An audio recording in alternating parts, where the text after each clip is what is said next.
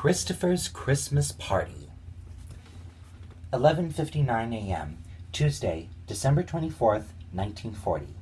The months passed. Christopher decided that as long as he was going to be on the island, he would use his time more productively, which meant that it was time for him to grow up, but not entirely all the way. He changed his mailing address for the time being, read nothing but engineering manuals, went to school in Farquhar with Diana, and spent his spare time learning how to fix the engines. He had little time for being a lonely child anymore, or just a child in general, as though all of his pain and sadness had disappeared from seeing his father again. With Hugo and Eagle dead, and the naughty Blue duo having been sent away, he decided that then and there would be a good opportunity to help out the other engines. Little did he or anyone else know how many years would go by before the war had officially ended, and how many battles would be fought before he would be with his family again. Wherever Wilbert and Uncle George went to on their travels, Christopher would save some time off school and work to catch up on the KOYLI's current whereabouts via Gordon's driver, who was a ham radio operator with friends in the War Office and abroad. Scotland, Norway, Italy, Palestine, Cape Spartivento, among other places that the Axis powers were intending to subjugate. Then Christopher received a letter from his classmates. They had been traveling to Canada aboard the Ellerman liner City of Benares as part of the Children's Overseas Reception Board.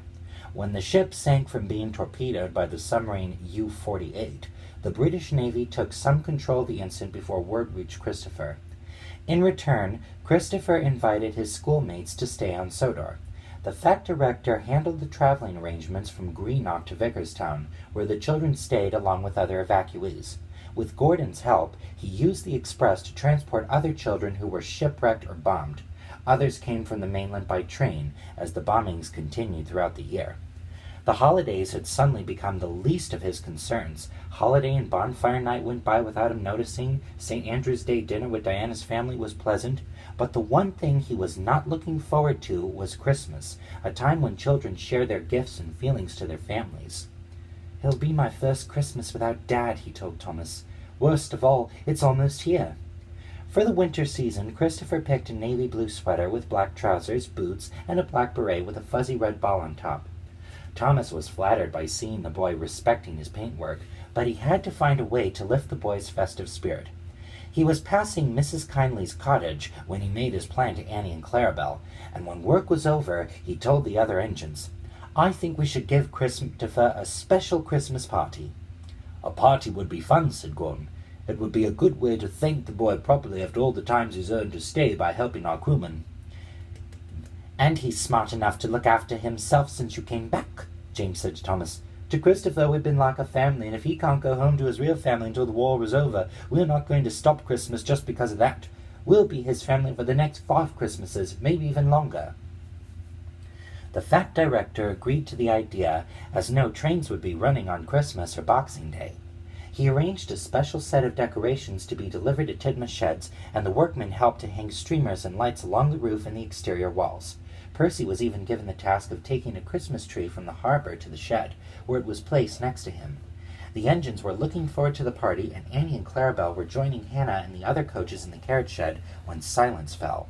Christopher was nowhere to be seen. "I was expecting him to come over by himself, or at least someone to take him here," said Thomas. "That indeed," came the voice of the fat director who walked in. "Someone will have to go and fetch Christopher from Farquhar. Perhaps you, Thomas. There's no party unless you do." "I'll try, sir," he said bravely. "There's a good engine. Off you go now." Thomas collected Annie and Clarabelle, and he was fitted with his snowplow, as heavy snowfalls had covered the tracks by the cutting near Mrs. Kindly's cottage. He arched the snowdrifts fiercely, and hurried as fast as his driver could let him all the way to Farquhar. At the same time, Christopher was with Diana at the driver's house. The wife had gone out to buy a turkey and some other meals for Christmas dinner. The boy was still glum as he gazed out of the window, and even though he was encouraged by Diana to make snow angels or snowmen with her, he did not want any part of it. "Mum, Dad, my sisters and I would make the best snowmen better than anyone on the block." Try as she might to convince him to make his own snowman, Christopher had nothing to do but stare at the snow falling from the dark clouds. Presently Thomas arrived. His whistle alerted Christopher, and he and Diana hurried over to the station just as Diana's mother was coming home from the store.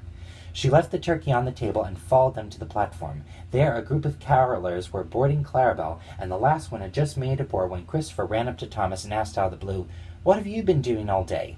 "What else?" the tank engine chuckled. "But for the time being, I'd be honored to take you and Diana to Tidmouth. Before you ask, it is a surprise." Christopher and Diana climbed aboard Annie, and Mrs. Driver made it just in time to enter the compartment behind them. Off they went into the snow that fell silently.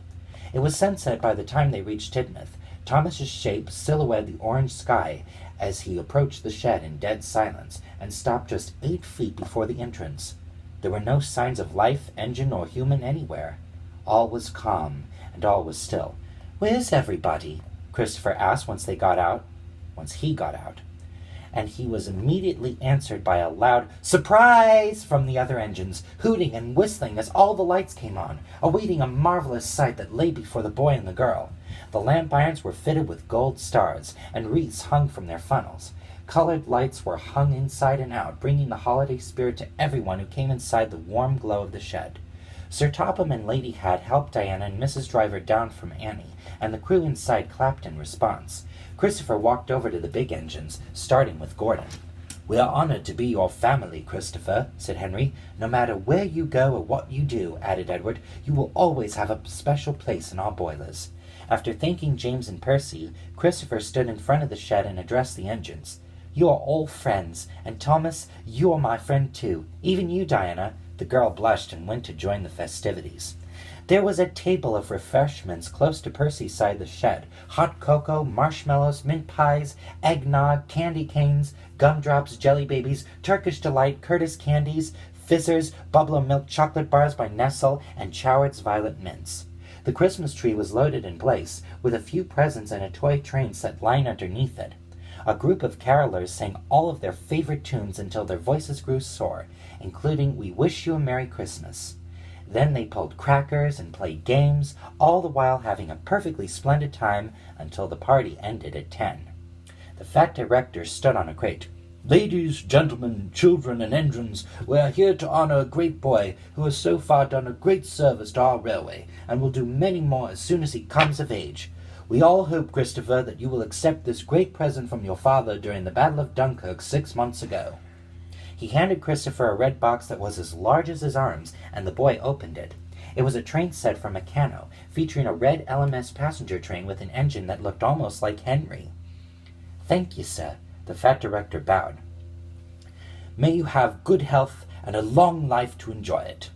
Cheers followed. Strains of "For He's a Jolly Good Fellow" were ringing throughout the shed as Christopher, Diana, and Mrs. Driver climbed into Thomas's cab for the ride home. Thomas thought that this was the best Christmas ever, and Christopher for the time being could think of no place he would rather be than here with them on the island of Sodor. End of chapter.